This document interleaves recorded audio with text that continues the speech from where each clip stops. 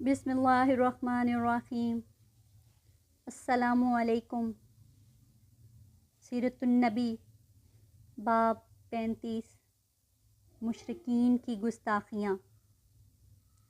अल्लाह की कसम, मोहम्मद ने जैसे ही उसके दरवाज़े पर दस्तक दी तो वह फ़ौरन इस हालत में बाहर निकल आया गोया इसका चेहरा बिल्कुल बेजान और ज़र्द हो रहा था। मोहम्मद ने उससे कहा कि इसका हक़ अदा कर दो। वो बोला, बहुत अच्छा। ये कहकर वो अंदर गया और उसी वक्त उसका हक़ लाकर दे दिया। कुरैशी सरदार ये सारा वाक़या सुनकर बहुत हैरान हुए। अब उन्होंने अबू जहल से कहा, तुम्हें शर्म नहीं आती? जो हरकत तुमने की ऐसी तो हमने कभी नहीं देखी। जवाब में उसने कहा, तुम्हें क्या पता? जूँ ही मोहम्मद ने मेरे दरवाज़े पर दस्तक दी और मैंने उनकी आवाज़ सुनी तो मेरा दिल खौफ और दहशत से भर गया। फिर मैं बाहर आया तो मैंने देखा कि एक बहुत कद आवर ऊँट मेरे सर पर खड़ा है। मैंने आज तक इतना बड़ा ऊँट कभी नहीं देखा था। अगर मैं उनकी बात मानने से इनकार कर देता तो वो ऊँट मुझे खा लेता। कुछ मुशरिक ऐसे भी थे जो मुस्तकिल तौर पर आपका मजाक उड़ाया करते थे। अल्लाह ताला ने उनके बारे में इरशाद फरमाया। तर्जुमा, ये लोग जो आप पर हंसते हैं और अल्लाह ताला के सिवा दूसरों को माबूद करार देते हैं, इनसे आपके लिए हम काफ़ी हैं। सूरतुल हिज्र आयत 95। इन मजाक उड़ाने वालों में अबू जहल, अबू लहब, अक़बा बिन अबू मुयत, हुक्म बिन आस बिन उमैया जो हज़रत उस्मान का चचा था, और आस बिन वाइल शामिल थे।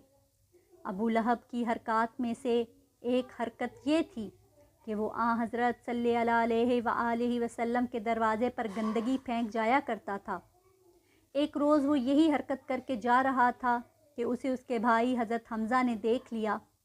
हज़रत हमज़ा रज़ी अल्लाह अन्हा वो गंदगी उठाकर फ़ौरन अबू लहब के सर पर डाल दी।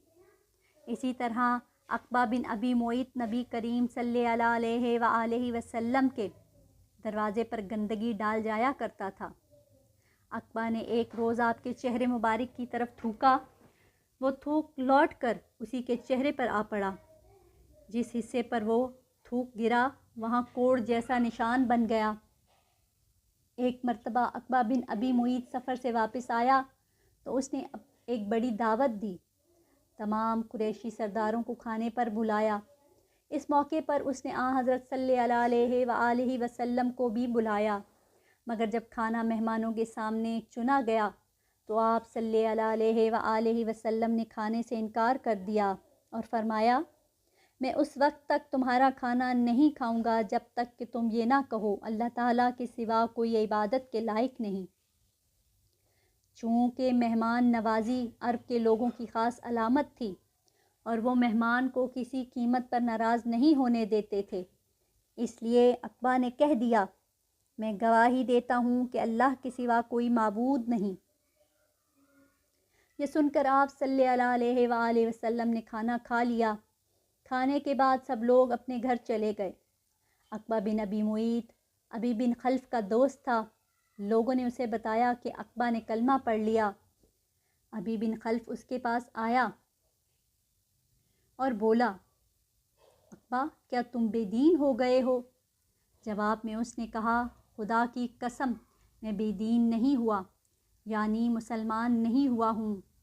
बात सिर्फ़ इतनी सी है कि एक मुअज़्ज़ज़ आदमी मेरे घर आया और इसने ये कह दिया कि मैं जब तक उसके कहने के मुताबिक तौहीद की गवाही नहीं दूंगा वो मेरे यहाँ खाना नहीं खाएगा।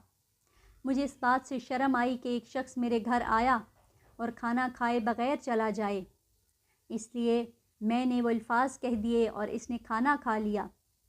लेकिन सच यही है कि मैंने वो कलमा दिल से नहीं कहा था।